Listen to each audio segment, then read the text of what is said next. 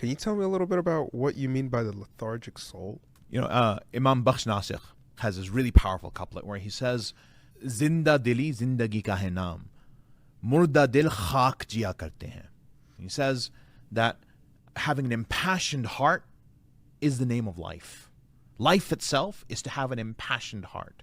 Those who have dead hearts already live in the grave. The problem that we have, right? We've been sold this American Muslim dream. And it's not just the American Muslim dream, it's kind of like the Muslim dream now in the world. And what that is, you get good grades in school to go to a good college. You go to a good college so that you can get a good job. You get a good job so you can get married. You get married so you can have children. You have children so they can go to good schools. See, and the cycle continues. I call this the marriage industrial, the family industrial complex, where Muslims have family to raise family to have family, right? It's just a giant circle. Every dog can live that existence. That's a very harsh statement, but it's also the truth. Every animal can live an existence in which they just fulfill their basic animal needs to have progeny so that they can fulfill their animal needs to have progeny. There's no difference between that and a gorilla's existence. What makes humanity different is that we are the creatures that have the trust of Tawheed, the test of Tawheed.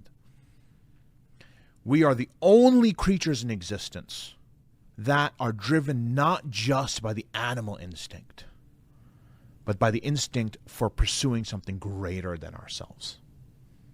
Spiritual lethargy is when you as an individual, you as a person, stop caring about, stop being impassioned about, stop having the drive for your own spiritual growth and spiritual kind of realization through your action in the world. And instead, you're just satisfied with living this animalistic existence of mere existence until you reach your death and then hope that with your big toe you get into the gate of Jannah. Don't aspire to get your little pinky into the last gate of Jannah. Aspire to be with the Rasul sallallahu alaihi wasallam in his neighborhood in Jannah. So how do we cultivate a culture in the Muslim world of that mentality, of reaching for the stars, of being passionate? Well, you do it in three ways. First is education. Second is acculturation. And the third is preparation. And then you let the people who are going to aspire, and the ones who don't, be as they want to, right? Because you can't control, you can only direct. Education has to be around changing our mentality from a mentality of people who are only really interested in getting the least of the akhirah and the least of the dunya in order to live a comfortable existence, right? Education has to be where we show people through the Quran and Sunnah that they are meant for more, that their purpose is more. Their personal purpose is to aspire to the love of Allah, and their societal purpose is to be the banner holders of La ilaha illallah. One, that's education. Acculturation is where you create the environment, what's sometimes called the zeitgeist, the spirit of the age, the environment in which people are competing with each other to reach the pleasure of Allah. سابقوا إلى مغفرة من ربكم. Race with each other for the forgiveness of your Lord. Right? Like the Sahaba. The Sahaba used to fight with each other, race with each other, compete with each other to try to get to that pleasure of Allah. This is done through art, really. Art is what I call the missionary of ideas. what I mean by missionary ideas is if you ask a random American, right, why do you love, let's say their hobby that they're really passionate about is underwater basket weaving or something, right? And you ask them, is that a thing? I don't know, that's not. I'm like trying to pick that one thing that doesn't exist, You did a good job. But there's gonna be like a subreddit for like underwater basket weaving. And there's gonna be like that one guy on your comment be like, I love underwater basket weaving. But if you ask any American, like, okay, why do you love underwater basket weaving? You're like, it makes me feel like I have a meaning in life. It gives me purpose. Gives you meaning, right? You can ask them about underwater basket weaving. You can ask them about family. Why do you love your children? Like, oh, I feel like I have meaning, right? Where does this language come from? They haven't read Sartre. They haven't read Camus. They haven't read Nietzsche. Right? They haven't read the existentialists. They haven't read Kierkegaard. Like, they haven't read the existentialists. But this is existentialist philosophy. Like, part and parcel, 100% existentialist philosophy. Where does it get to them? The shows they watch, the music they listen to, the movies they watch, the books they read. Art took the philosophy and made it belief. And what do you mean by existentialist philosophy? Existentialism basically is it tries to deal with the question of, if there's no God, what do we do with life? Oh, I see. Right? And the basic answer they come to is you have to find your own meaning for existence. There's no objective meaning to life, right? The meaning to life is whatever gives you purpose. The reason why you get up in the morning, that gives you joy and happiness and contentment and thing, that's your meaning in life. It's called authenticity and self-realization. These are all, like this whole self-realization things, are all very deeply embedded within existentialist philosophy. Nobody reads Camus. Like, have you even heard of Camus? No. Have you heard of Sartre? No. But the concepts are familiar to you. Yeah. Yeah, because they came through the art. They came through the movies. They came through the literature. They came through the music. They came through the games. They came through all of these things. Like, I'll give you a perfect example of this. What's the difference between a JRPG and an ARPG? An American RPG versus a Japanese RPG? You play video games? Not enough to know that. Okay. So there's this entire genre called an RPG where it's story-based, right? It's character and story-based. The difference between an American RPG and a Japanese RPG is that the Japanese RPGs are all very heavily story-based that have one direction, and you're just discovering the story. The American RPGs are what's called open world. You choose what you want to do. Whatever you enjoy doing, that's what you do. Right? This is because American RPGs are heavily influenced by existentialist philosophy. Not by reading Camus and Sartre themselves, but by the literary tradition that develops out of it and influences them eventually. The JRPGs are not. They're very traditional storytelling. Art is the missionary of ideas. If you want people to believe in something, don't tell them. Show them.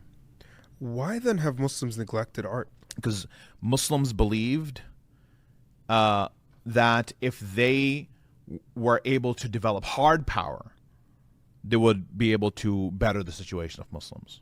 And so they neglected soft power. Because when I tell my mom that my goal, that the podcast is just a step for me to get to a goal where I can build movies and TV shows, she hates that idea. She's like, what, are you going to be an actor? And I'm like, no, like I want to build studios. Tell me, has she watched Ertugrul? She has. How much? She watched the whole thing, right? She's the biggest media consumer I've ever seen. The whole thing, right? Yeah. My mom watches Ertugrul, like she watched it religiously. Like there's like 100 and something episodes of that show, right? Each one more ridiculous than the next. And like it's like, okay, I stopped watching Ertugrul where they put Turgut what's his name? Turgut Alp, right? And he got captured by the Crusaders, and they put him on the Wheel of Fortune and force fed him blue Kool-Aid, and that brainwashed him. and he forgot who he was. It was a bizarre episode. That's where it jumped the shark for me, right? Are you serious? Oh, it was a Wheel of Fortune. It was like that a wheel that wheel they thing, torture. Right? Exactly. Yeah. The Kool-Aid, is that blood? Is that? Are you? No. It was just like the Chappelle's purple drink. Yeah. It was blue drink. It just looked like somebody got Kool-Aid out of the fridge and like I was like, oh, this is a drug. It's gonna drug you. That's why I laughed so hard in that scene. I think that was it. You know, for me. I think I met the actor, and I didn't know who he was. And I was doing a photo shoot for him, and everyone was freaking out. A bunch of Daisy uncles and aunts with their little Arturo helmets and swords. I'm like, what's going on? Who is this guy? Then I found out later who he was. Yeah. So what I mean to say is, Arturo is, I think, as a literature major, Arturo is a terrible show. Its story is really like it is comical, but it's very important.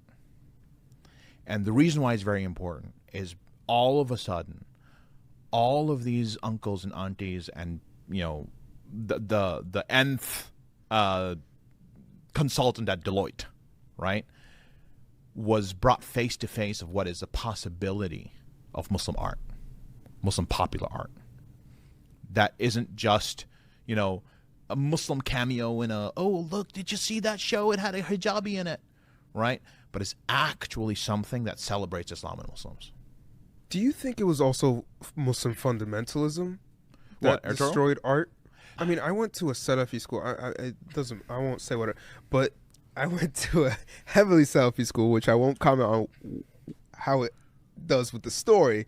But when I was like 5, 6, man, they would yell at us if we drew something. They would yell at us, I guess, because the eyes and stuff like that. But I think actually that made me uncomfortable as a 6-year-old. Even I was like, what's going on here? I think what ruins art more is Muslim reform ideas of how we're going to save the Muslim world.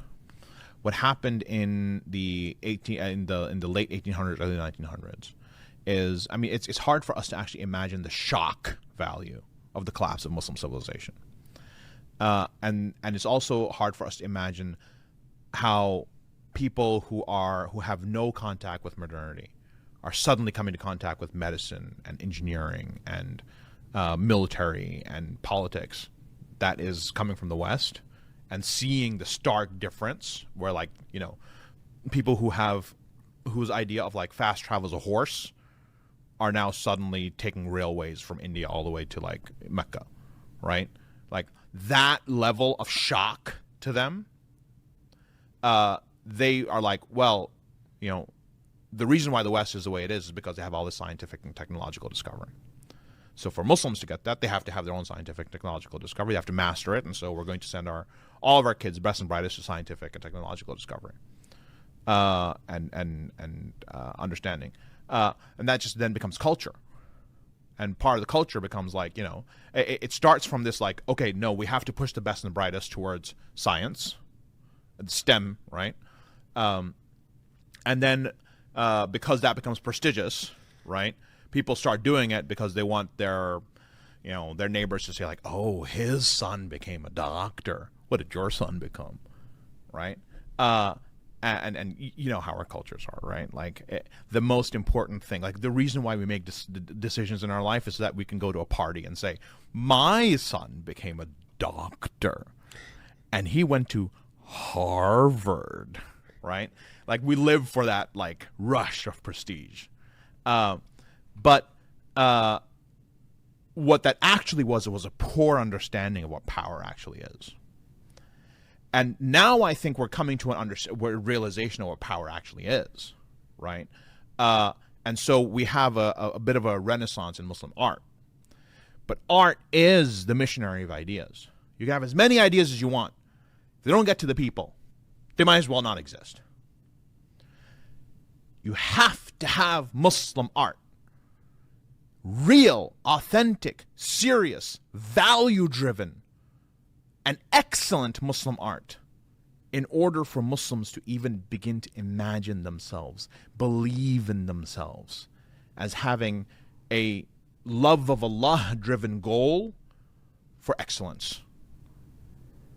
This is insane because I'm reflecting on the Renaissance period, and I'm just realizing every time they start the story of the Renaissance, they start with art. Mm-hmm. In And fact, I always skipped to science and thought that's where. in almost all of the major movements begin intellectually and artistically. Almost all of them.